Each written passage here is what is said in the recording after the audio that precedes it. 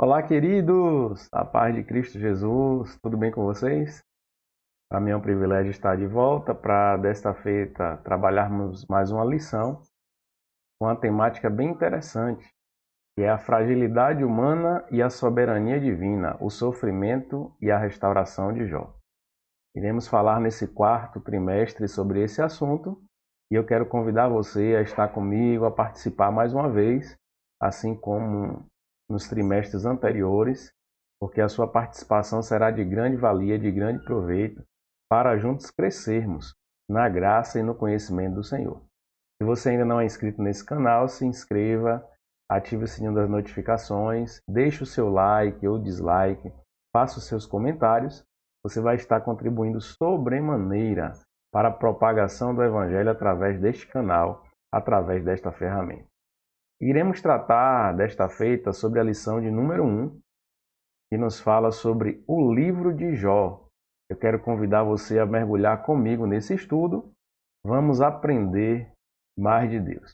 Eu estarei projetando na tela a imagem da lição para aqueles que não têm a revista e para aqueles que têm podem ir destacando, marcando, acompanhando, porque você vai estar aprendendo bastante, você vai estar sendo edificado e toda essa sistemática irá contribuir para a ampliação do seu conhecimento acerca da palavra de Deus.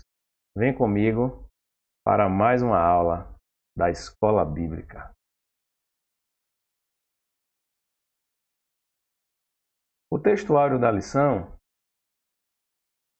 está lá no livro de Tiago, capítulo 5, verso 11, que nos diz assim: Eis que temos por bem-aventurados os que sofreram. Ouvistes qual foi a paciência de Jó, e vistes o fim que o Senhor lhe deu, porque o Senhor é muito misericordioso e piedoso. Olha que interessante. O apóstolo Tiago dando testemunho de Jó, que foi um personagem de destaque no Antigo Testamento e sobre o qual nós iremos tratar nesta manhã, neste dia, falando sobre a escola bíblica.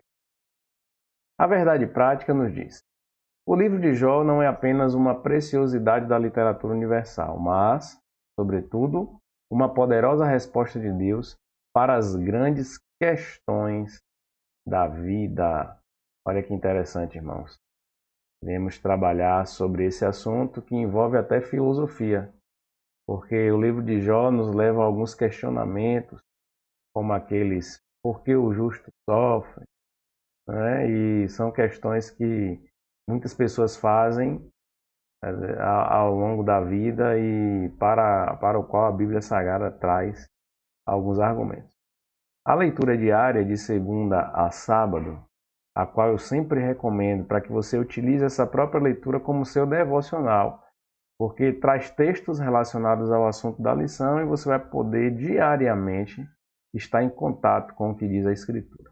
Na segunda, toda a Escritura é inspirada para a instrução. Na terça, quem persevera na fé é bem-aventurado em Deus.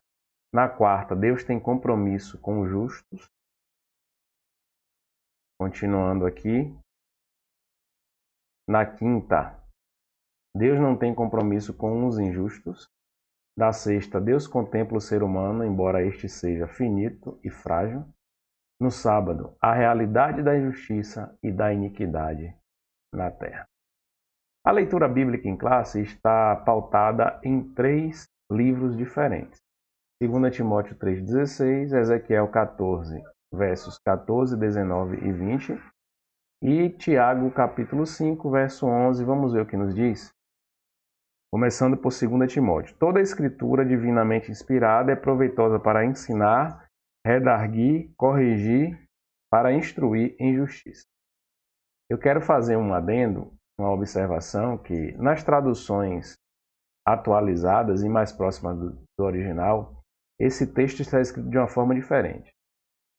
Se você for pegar a Bíblia, por exemplo, na Nova Versão Internacional, ela diz assim: toda a escritura é divinamente inspirada e proveitosa para ensinar, para redarguir, corrigir, instruir em justiça. Então, dá uma ideia de que a Bíblia, como um todo, é a palavra de Deus inspirada pelo Senhor. Então, é importante também, quando você vai fazer algum tipo de estudo relacionado à Escritura, sempre se ater para essa questão das traduções, porque a tradução influencia muito no aprendizado, porque algumas traduções têm linguagem mais acessível e outras também, que são as mais importantes, estão mais próximas do original, tanto para o Antigo Testamento como para o Novo Testamento. Vamos continuar. Ezequiel capítulo 14. Ainda que estivessem no meio dela estes 3 homens, Noé, Daniel e Jó, eles, pela sua justiça, livrariam apenas a sua alma, diz o Senhor Jeová. Ou se eu enviar a peste sobre a tal terra e derramar o meu furor sobre ela com sangue, para arrancar dela homens e animais, ainda que Noé, Daniel e Jó estivessem no meio dela, vivo eu, diz o Senhor Jeová, que nem filho nem filha eles livrariam, mas só livrariam a sua própria alma pela sua justiça. Tiago capítulo 5. Eis que temos por bem-aventurados os que sofreram. Ouvistes qual foi a paciência de Jó, e vistes o fim que o Senhor lhe deu. Porque o Senhor é muito misericordioso e piedoso. Então, sobre essa leitura bíblica em classe, iremos nos debruçar para trabalhar esta lição, a lição de número 1 do 4º trimestre de 2020. Os hinos sugeridos são 157, 163 e 289 da harpa cristã. O objetivo geral é mostrar que o livro de Jó é uma poesia inspirada e retrata o dilema vivido por uma pessoa histórica. Interessantíssimo isso. Os objetivos específicos, vamos ver o que nos diz. Mostrar que a partir das evidências internas do livro é possível conhecer o contexto no qual Jó viveu. Especificar o gênero literário e de que forma esse conhecimento ajuda na compreensão do livro de Jó. E identificar o propósito e a mensagem do livro de Jó. Então, esses objetivos nós iremos tratar. Só salientando que o comentarista da lição é o pastor José Gonçalves, que é escritor e conferencista, membro da Comissão Apologética da CGADB e líder da Assembleia de Deus em Água Branca, estado do Piauí. Vamos lá. Vamos para a nossa introdução. Vamos ver o que é que nos diz essa introdução.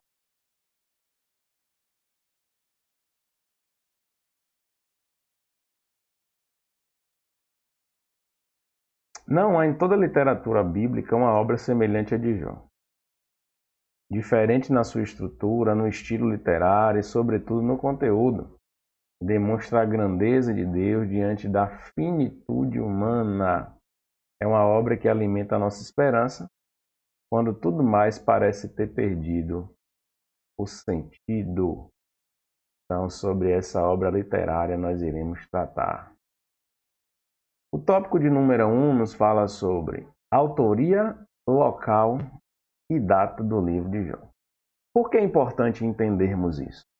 Eu sempre digo para os alunos que quando trabalhamos a hermenêutica, que é a arte de interpretação da Bíblia, nós precisamos entender quando o texto foi escrito, por quem foi escrito, com que objetivo foi escrito, e entendermos a linguagem utilizada para o seu relato, para, após examinarmos isso tudo, começarmos a fazer a aplicação do texto.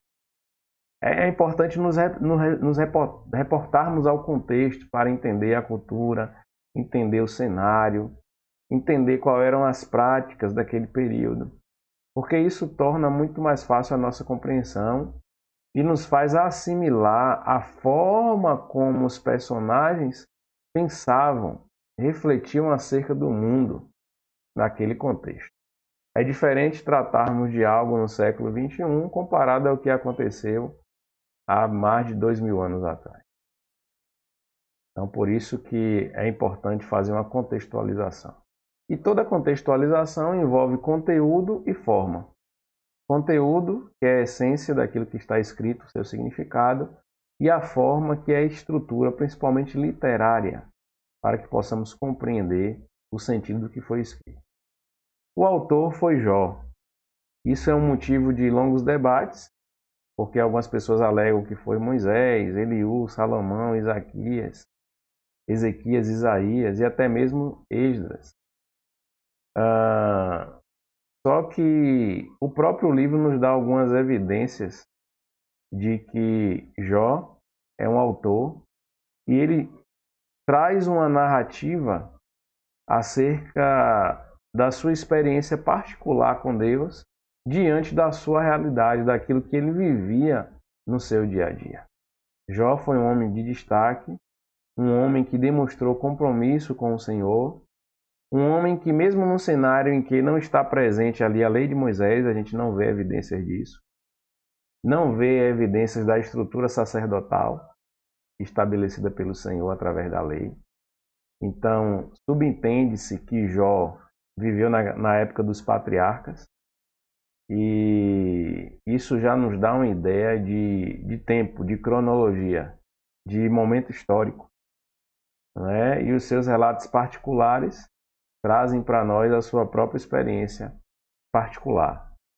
Ele expressa isso de forma poética, que é a estrutura que mais se evidencia no livro, e foi a forma que o autor encontrou naquele momento de transmitir, né, o conhecimento que ele desejava passar para os leitores. A pessoa histórica de Jó. A Bíblia mesmo atesta que Jó foi uma pessoa histórica. O profeta Ezequiel afirma isso. Veja no texto que nós lemos na leitura bíblica, né, a figura de Jó ali presente, numa comparação ao lado de Noé e Daniel. O apóstolo Tiago trata disso quando fala acerca da paciência de Jó. Então a Bíblia se confirma pela própria Bíblia, trazendo indícios de Jó como um personagem não fictício, mas um homem que viveu num determinado período e que transmitiu a sua experiência de acordo com aquilo que ele vivia, se relacionando com a sua família, se relacionando com seus amigos, se relacionando com Deus. Qual foi a terra em que foi registrada a história de Jó? A Bíblia fala sobre a terra de Uz, e se formos trazer para a geografia bíblica, é uma região que se encontra a oeste do deserto da Arábia, então especificamente nessa localização, e se estende a leste, indo até Babilônia. E se formos olhar no livro de Jeremias capítulo 4, verso 21, capítulo 25, verso 20, iremos observar os indícios acerca dessa localização. Qual foi a época em que tudo aconteceu? A maioria dos estudiosos situa os fatos narrados no livro de Jó dentro do período patriarcal, como eu havia dito, Abraão, Isaac e Jacó.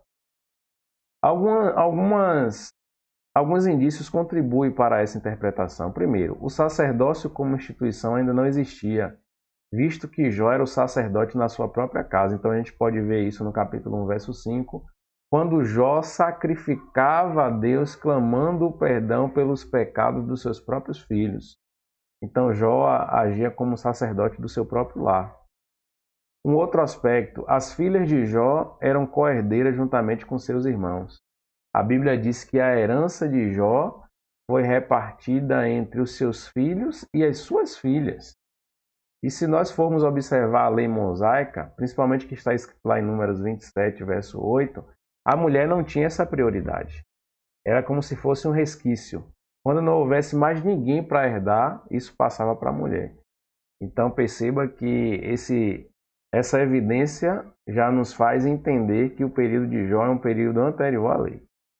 Um outro aspecto é uma palavra que é utilizada, cujo termo é quesita, traduzida como peça de dinheiro, que só aparece em duas outras ocasiões na Bíblia, que é em Gênesis 33:19 e Josué 24:32.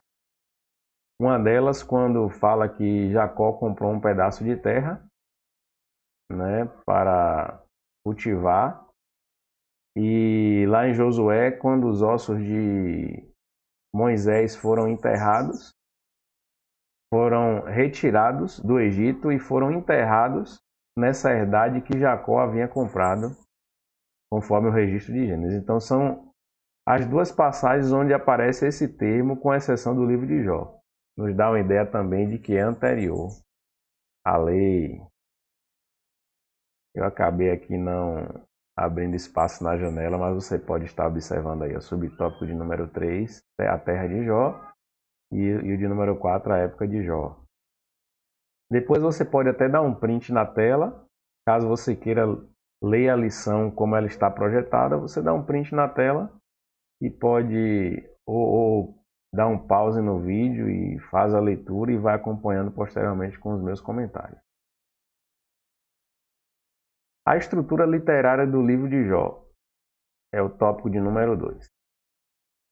A lição aqui nos traz um subsídio bíblico teológico, baseado na Bíblia de Estudo Pentecostal. Eu já falei sobre essa Bíblia na lição, na revista anterior. É uma Bíblia que eu tenho e que é bem interessante, nos traz algumas notas de rodapé muito boas, alguns comentários, alguns artigos bem interessantes.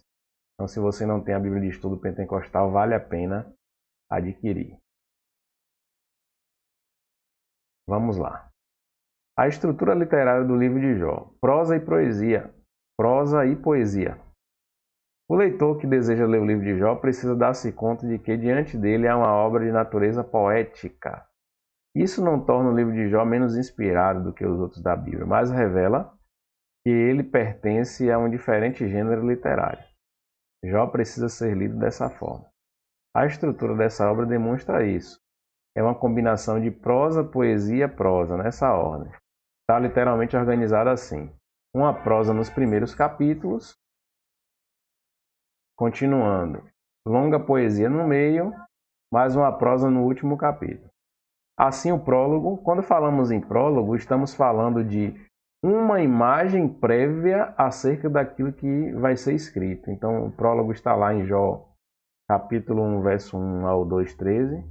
O epílogo já é uma imagem final acerca daquilo que foi escrito. Está lá em Jó 42, 7, 17.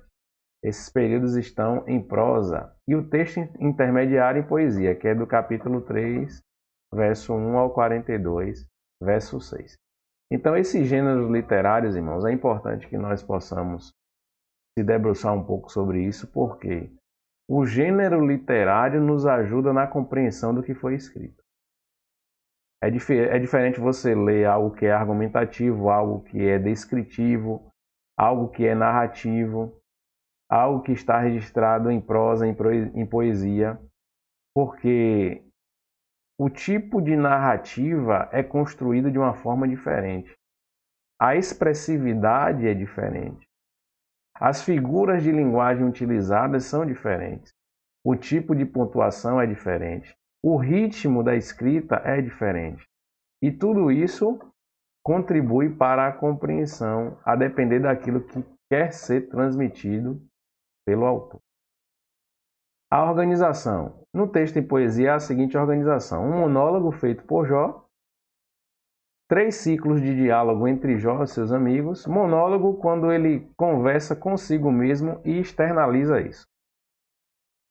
Os diálogos entre Jó e seus amigos, 4 outros discursos de um quarto amigo jovem, Eliú, seguido pela revelação de Deus, onde ele manifesta o seu poder e graça. E, finalmente, a humilhação de Jó diante da revelação divina e sua restauração completa.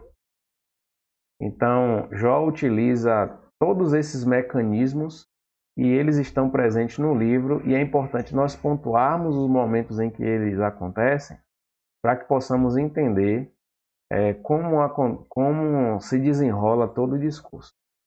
Então, a Bíblia tem passagens que são simbólicas, tem passagens que são literais, e é importante nós discernirmos isso através de uma hermenêutica bíblica adequada, no sentido de compreendermos melhor. Abundância de figuras de linguagem. Então, é outro aspecto que precisamos entender. O livro é rico em metáforas, que é um recurso estilístico utilizado pelo autor quando ele quer dar mais expressividade e maior vivacidade ao texto.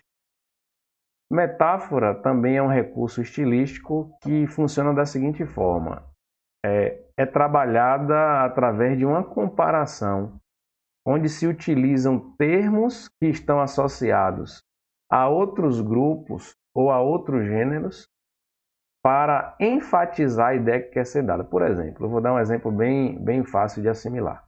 Quando nós falamos assim, aquele homem é um leão, a gente sabe que nenhum ser humano é leão, mas quando usamos a expressão leão, estamos querendo comparar algo para a realidade daquela pessoa que citamos. Por exemplo, se o homem é leão, significa que ele pode ser feroz, que ele pode ter muita força, que ele pode ter garra, que ele pode ser imponente, que ele pode ser dominante.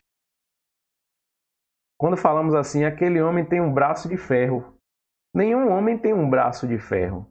Mas quando trazemos essa metáfora, essa comparação com o ferro, estamos querendo dizer que aquele homem tem um braço forte, resistente, potente. Então, esse tipo de recurso estilístico que é utilizado no livro de Jó, com o objetivo de dar mais expressividade para que o texto salte aos olhos do leitor. Aí o autor coloca aqui: ele almeja que seu texto seja colorido ao invés de preto e branco. Olha que interessante. Jó, por exemplo, usa a figura do vai e vem, do tecelão. Perceba que quando há essa expressão, a gente tenta visualizar o que foi dito. O vai e vem do tecelão. Então a gente começa a imaginar aquela máquina de tecelagem indo e voltando, indo e voltando, indo e voltando, para demonstrar a brevidade da vida. Ele usa expressões como vento, nuvem, sombra, uma corrida, uma águia, uma flor. No livro também há um outro recurso que é de paralelismo. Preste atenção que eu destaquei também essa expressão paralelismo, onde os elementos literários se repetem na mesma ordem. Paralelismo nós conseguimos encontrar bastante também no livro dos Salmos. E o que é o paralelismo? É quando o autor usa expressões repetidas para enfatizar uma ideia, só que ele repete utilizando palavras diferentes.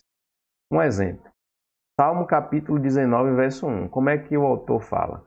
Os céus manifestam a glória de Deus e o firmamento anuncia a obra das suas mãos. Então perceba, na primeira parte, na parte A, ele diz: os céus manifestam a glória de Deus. Na parte B, ele diz: o firmamento anuncia a obra das suas mãos. Ou seja, o autor está dizendo a mesma coisa, tanto na parte A como na parte B, mas está usando palavras diferentes. Isto é paralelismo. É reiterar a ideia, reforçar a ideia, repetir para que a ideia fique fixada na mente do leitor, na mente do ouvinte. Então, são recursos que são utilizados para facilitar a compreensão e o entendimento daquele que se debruça sobre o livro. Se eu for falar acerca da estrutura do livro de Jó, o autor até coloca aqui de forma interessante. Essa divisão é importante para que nós... Na verdade, para tudo que a gente vai ler, é interessante quando a gente consegue ter a visão do panorama geral daquela literatura. Por exemplo, a gente pega um livro e ali você lê a orelha do livro, olha para toda a estrutura que aquele livro tem, vai no índice e observa o que é apresentado como título para cada capítulo. Isso vai dar uma ideia geral acerca daquela obra literária. Em relação à Bíblia não é diferente. Quando nós vamos ler determinado livro da Bíblia, é importante quando a gente vai lá no esboço e procura enxergar, assimilar o panorama geral sobre o que aquele livro traz. Então veja aqui, livro de Jó, vem comigo. O prólogo, que trata sobre a crise, capítulo 1, verso 1 ao 2, 13. Parte 2, diálogos entre Jó e seus amigos. Aqui ele traz Elifaz, Bildade e Zofar. A busca de resposta humanista, capítulo 3 a 1 e até o 31, 40. A parte 3, o discurso de Eliú, o começo do entendimento, capítulo 32, verso 1 até o 37, 24. Depois a parte 4, o Senhor responde a Jó diretamente, capítulo 38, verso 1, 42, verso 6. E a parte 5, o epílogo, que é o desfecho da prova, capítulo 42, verso 7 ao 17. Então essa estrutura é importante assimilar para que você tenha uma compreensão, numa amplitude geral, sobre o que trata o livro. Vamos continuar. Capítulo de número 3. Essa é uma lição introdutória, mas é importante passar por ela, para entendermos a abrangência do livro, do que trata o livro, os pontos principais e a estrutura que delineia esse escrito sagrado.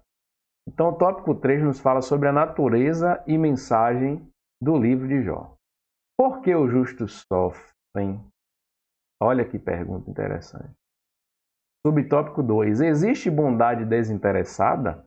Olha que interessante. Subtópico 3. Pode o homem compreender Deus? Então, são perguntas para as quais o ser humano requer uma resposta. E nós iremos mergulhar na Bíblia Sagrada para receber essas respostas. Teologicamente, Jó traz assuntos primorosos. E no decorrer de todo esse trimestre, iremos trabalhar lição após lição sobre a teologia que está contida no livro de Jó. Então, vem comigo, esteja atento, participe, se debruce sobre esse estudo, porque no final desse trimestre você vai estar craque acerca da teologia que é expressa no livro de Jó. E vai ter também muitas das perguntas que ecoam, às vezes, no seu coração, respondidas. Por que os justos sofrem? Algumas das questões mais importantes levantadas no livro de Jó são eminentemente de natureza teológica e também filosófica. A questão do sofrimento do inocente é a principal delas. Por que sofre o justo? Ou ainda, por que os ímpios prosperam enquanto os justos sofrem? Você já olhou para alguém que não vive uma vida em santidade cristã, mas essa pessoa consegue êxito na sua vida profissional, na sua vida emocional, na sua vida conjugal, e você de repente se pergunta por que ele não anda nos caminhos e consegue prosperar? Ao longo dos anos, muitos teólogos têm procurado essas explicações. Mas no contexto de Jó, qual a ideia que prevalece? É a de que somente os maus sofriam as consequências de seus pecados. Se havia sofrimento, era porque havia culpa do sofredor. Nesse aspecto, ao longo dos 42 capítulos, o autor procura demonstrar um novo olhar sobre essa questão, ou seja, culturalmente se acreditava que o sofrimento estava atrelado à culpa de quem sofria. E no decorrer desse livro iremos desconstruir essa ideia. Vou deixar você com a pulga atrás da orelha, curioso. Existe bondade desinteressada? Para muitas pessoas, a prática religiosa não passa de barganha. Então eu faço para receber algo em troca. Essa também era a tese do diabo. Para ele, Jó só permanecia fiel a Deus porque recebia algum benefício em troca. Ele era um homem agraciado com muitos bens, com a família formidável, cercado de muitos amigos, gozava de boa saúde. E nessas condições, como disse Satanás, todos seriam devotos. Todavia, quando veio o infortúnio, a tragédia, a calamidade, será que esse fervor religioso permaneceria? Satanás estava disposto a apostar que a espiritualidade de Jó não subsistiria a uma prova de fogo. Só que o livro mostra como Jó se comportou diante dessa prova. A Bíblia é clara, Veio Satanás de passear sobre a terra e o próprio Deus deu testemunho de Jó. Viste tu, meu servo Jó, homem sincero, justo, temente a Deus e que se desvia do mal? E Satanás, num diálogo com Deus, disse: como poderia ser diferente? Ele tem tudo. Então, esse é um aspecto sobre o qual nós iremos nos debruçar. Qual foi a postura de Jó quando Deus permitiu que ele fosse tentado por Satanás? Pode o homem compreender Deus? Os últimos capítulos de Jó mostram que os impactos da revelação divina têm algumas nuances sobre os homens. Como Paulo foi verdadeiramente mudado quando contemplou o Senhor numa visão, lembra? O apóstolo Paulo, na época Saulo, no caminho de Damasco. quando ele caiu e teve uma visão de Cristo que o confrontou, impactando a sua vida, transformando a sua vida, Jó também é transformado quando contempla a majestade do Senhor. A questão para Jó não foi tanto entender Deus, mas experimentá-lo. Olha que interessante. Não é só compreender, é necessário experimentar. Viver e experienciar. Olha que palavra, experienciar. Ou seja, viver a experiência de uma comunhão, de um relacionamento. Deus mudou completamente a vida de Jó e essa é uma grande lição que esse precioso livro traz. Então, queridos, é muito interessante esse livro, de grande valia esse estudo. E essa lição introdutória tem justamente esse objetivo, dar um panorama geral e uma ideia sobre a qual nós iremos trabalhar no trimestre. Então esteja atento, esteja ligado e a sua curiosidade vai ser sanada à medida que você for percorrendo cada capítulo dessa lição maravilhosa. Para concluir, veja o que o autor diz. Foram apresentadas algumas informações básicas sobre o contexto histórico e literário de Jó, quanto ao gênero do livro, que é de natureza poética. Então isso é importante para a compreensão da estrutura como um todo, como ela foi organizada. Vemos que esse livro apresenta alguns princípios teológicos que transcendem espaço e tempo e são para todas as épocas, portanto, e também para todas as culturas. O que é demonstrado é que o conhecimento de Deus é o anseio de todo ser humano. Então essa é a base do que nós refletimos. Eu quero só colocar aqui algumas questões para reflexão. A primeira é o que o profeta Ezequiel confirma a respeito de Jó. O texto diz: o profeta Ezequiel confirma que ele de fato foi uma pessoa real, correlacionando-o ao lado de Noé e Daniel. Então, Jó não foi um personagem fictício, foi uma pessoa real. Alguns exemplos de fatos narrados em Jó, que remontam ao período patriarcal. A gente pôde ver que o sacerdócio era uma instituição que ainda não existia, visto que Jó era sacerdote na sua própria casa. As filhas de Jó eram co-herdeiras juntamente com seus irmãos, o que não era permitido na lei mosaica, né? Como o texto de Jó está organizado literalmente? Uma prosa nos primeiros capítulos, uma longa poesia no meio, mais uma prosa no último capítulo. Por que o livro é rico em metáforas? Esse recurso estilístico é usado pelo autor bíblico quando ele quer dar mais expressividade e maior vivacidade ao texto.